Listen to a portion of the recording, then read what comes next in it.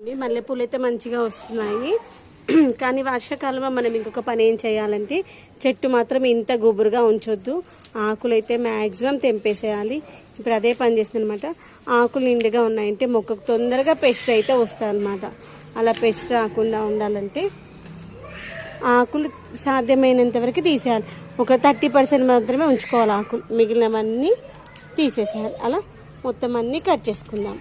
క్రూన్ చేస్తేనే ఈ వర్షాకాలంలో మల్లె చెట్టుకి ఎలాంటి పెస్ట్ రాదు, లేదంటే పెస్ట్ అయితే వచ్చేస్తుంది.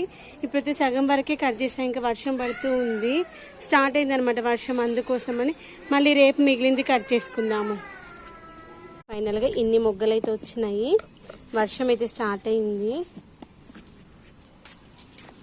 ఫ్రెండ్స్. దీనికి వచ్చేటువంటి ఆ యొక్క పువ్వుని కట్ చేయాలా అట్లా ఉంచాలా మీలో ఎవరికైనా తెలిస్తే కామెంట్ సెక్షన్లో చెప్పండి. వేరే కదా అలానే ఉండడం వల్ల మురిగిపోయిందా ఏంటి అర్థం కాదు.